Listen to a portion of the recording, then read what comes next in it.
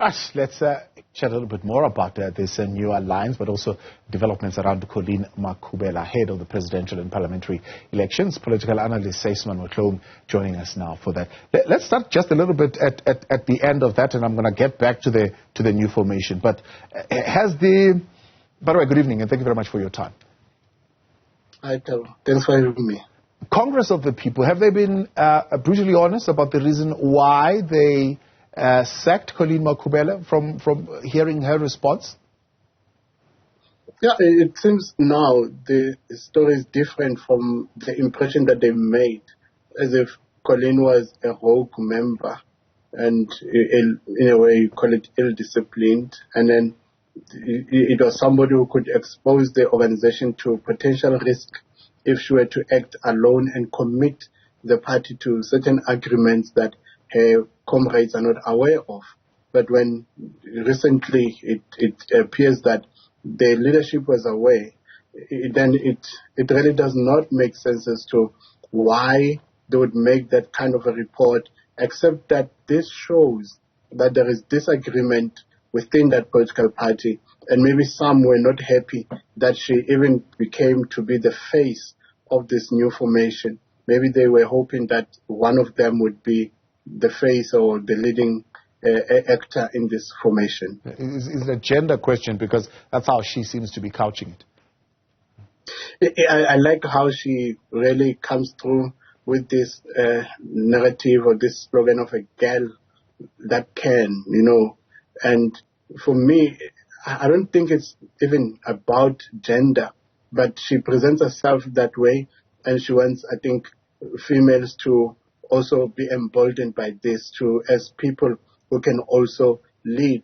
I don't think it's about gender, but it's about maybe somebody within COPE who felt that they were worthier, maybe because of how long they've been in leadership instead of gender. I don't think it's so much. It's a nice message to present to the public that I've been isolated because I'm a woman, because we are also talking about elements of transformation of women in leadership.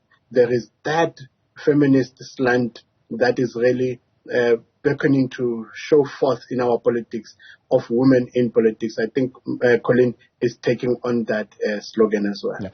Yeah. Is that narrative, that story of being unfairly fired from the party, going to win her any sympathies?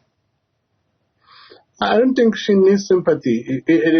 Colleen is somebody who has really worked hard to be present, to be visible in the public. You remember when there were certain crises in the province, maybe say in Johannesburg, she was somebody who was visible, talking with the people, with the public, when the mayor was not there.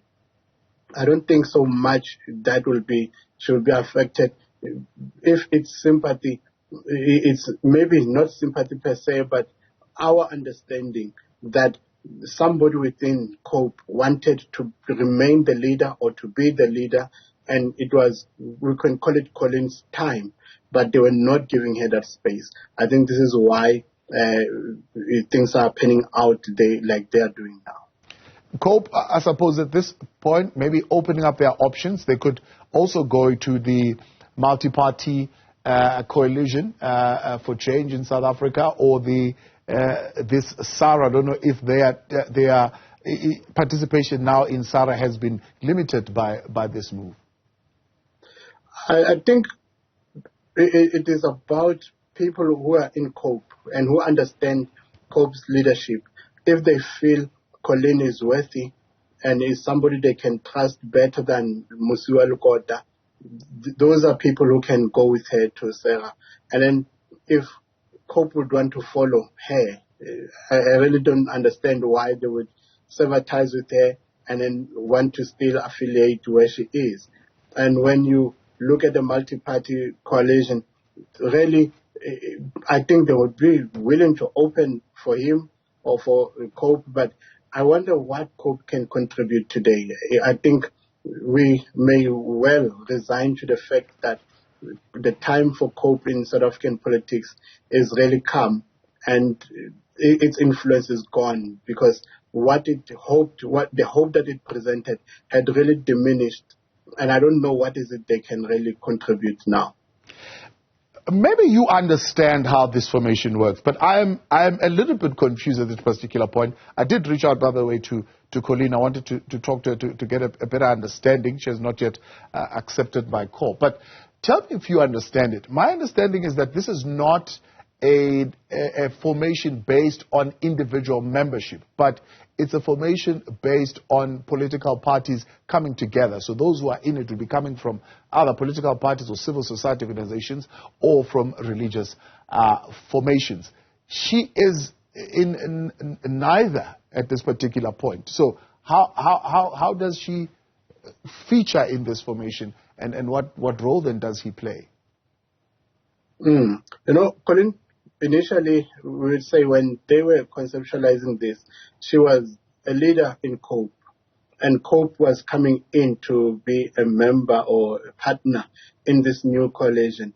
When she had been sent out, when she had been evicted, she remains a person who enjoys the confidence and trust of other partners. I think they are now saying, we will keep you, because initially when we said you shall be the face of this coalition, we had that confidence in you. And I think this is what she's bringing. She's somebody who has that currency for them. So it is good for her. And you can say from here, she will find a new home. We want to see, as Sara goes on, which political party eventually will she join. And then you are correct in how you understand what Sara is. It remains an alliance of political parties. Go to your trade unions in COSATU. You see there's different unions, but they form this is what is COSATU. Now Sara is still the same way, and what they are implementing is a model of a coalition. We have pre-electoral coalition and we have post-electoral coalition. A pre-coalition is what Sara is doing. They are saying, before we even get one vote, let us agree on a common mission and vision, and let us see who is going to lead us if we should get votes, who could be a potential president for the country. And what they are doing is to bring together resources. This is very good, very important, and this is what they are communicating. Pre-electoral alliances are mainly about to amass resources and support, while the likes of other coalitions that we have seen so far, they want to go into elections first, then you bring your 0%, your 0.8%, your 2%, and so forth. It is something they formulate when they say we are short maybe by 4%. Who has 4% somewhere? And they approach that somebody with 4% and they enter into a coalition. That's a post-electoral coalition. So this is very important what they are doing, as they are saying correctly, that it is something new, a different approach, and it is important because you don't split the votes like they are saying. Yeah. If you are going to support this coalition, you know particularly well who they are and what they stand for in advance, other than you support Thabo and then when they are in power, they change tune because they have to be with Motloung there, work together. Yeah. And this is what we've heard of people. Some also feel they've been betrayed because they supported you on a particular mandate, but you're going to coalesce with somebody of a different and opposite mandate. Yeah, I mean, they are going on that premise of fragmented, smaller party votes going to the opposition are actually a non-starter. I mean, the words that he used, he says, when we went into 2019 elections, 48 parties contested. How many parties are in parliament? Only 14. What happened to the 34 parties? They ate dust. I mean, it says it just never works in terms. Maybe it might work in local government, but not so much in parliament. Yeah, let us hope that it will work. And it is true. You have so many political parties that came and they were promising to do something, but they got little support or even no support at all. And this is important for us to evaluate the significance of standing alone while you could be working together. And this is, I think, something that has contributed to that negative perception in the public. There is this sentiment in the public where everyone wants to be the leader. everyone wants to open their political party. Why are they forming political parties? If it happens that they have common values, why don't somebody join that party, or why don't these political parties work together? And I think they are answering that question to say, let us come together and let the votes, those 1% and all that were to be with you, let us also work around that. It is that element, but the more important one is how you are going to compete for a national election being a single party and a very small party. You don't have money and you don't have that footprint nationally to get to every constituency. And when they work like this, it is to their advantage because you are cope there and so forth, and you can work in passing the message across as an alliance. So I think it is something worthwhile, and let us see how it pans out. Religious formations seemingly playing a big part in these alliances and in these collisions, whether be it African religious formations or be it churches per se in that kind of context. Do you see them playing at least a major role of supporting these sort of alliances? It's a question about the role of faith organizations? Yes. Yeah, you know, Tao, this is something we don't really talk much about, how religion contributes to our politics. You see currently your EFF, anyone, your ANC, they'll be going to these mega churches, charismatic, Pentecostal, Ostola, traditional, Zioni, Shembe. You'll see them everywhere, ZCC, because they want to, we say they go to get blessings, say we accept it, but for me it is a matter of saying religion is very important, because when this politician is at your church, you are excited. And other pastors also like that proximity. I'm an important pastor, our church is important because these politicians and senior leaders come to us. But it is nothing more for politicians to go to those churches than to legitimize themselves. Because after they are in power, or even when they are in parliament now, how many of them still rotate, even say in a month? How many churches did that politician really visit, or religiously continue with one? So it is part of a base of campaigning.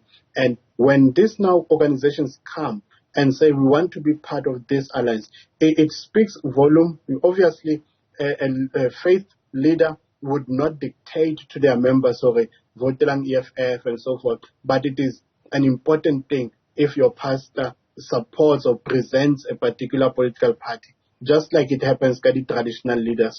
When political parties go to a particular chief or particular king, it creates that message, or that village will also come along. We remember how King Dalijebo, when he was angry, I think with ANC, went to DA, and then he was angry with DA. I think now he's with EFF.